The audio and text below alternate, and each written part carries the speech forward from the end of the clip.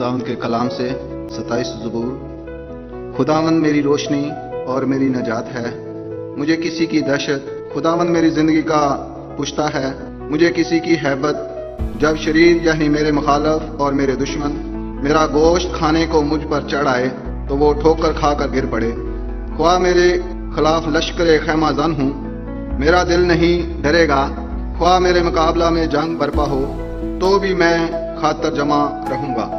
मैंने खुदावंद से एक दरख्वास्त की है, मैं इसका तालब रहूंगा कि मैं उम्र भर खुदावंद के घर में रहूं, ताकि खुदावंद के जमाल को देखूं और उसकी हैकल में इस्तफसार किया करूं, क्योंकि मुसीबत के दिन वो मुझे अपने शामाना में पोशीदा रखेगा।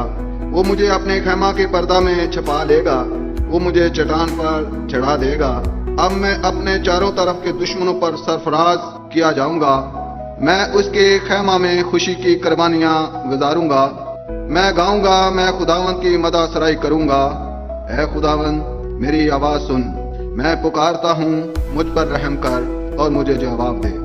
जब तुमने फरमाया कि मेरे दीदार के तालब रहो तो मेरे दिल ने तुझसे कहा, ऐ खुदावंद मैं तेरे दीदार का तालब रहूंगा। मुझसे रुपोश ना हो, अपने बंदा को कहर से ना निकाल। तू मेरा मददगार रहा है, ना मुझे तरक कर ना मुझे छोड़। ऐ मेरे नजात देने वाले खुदा, जब मेरा बाप और मेरी माँ मुझे छोड़ दें तो खुदावंद मुझे संभाल लेगा। ऐ खुदावंद मुझे अपनी राह बता और मेरे दुश्मनों के सबब से मुझे हमारे रास्ते पर चला। मुझे मेरे मुखालफों की मर्जी पर ना छोड़, क्योंकि झूठे गवाह और बेरहमी से फंकारने वाले मेरे खिलाफ उठे हैं।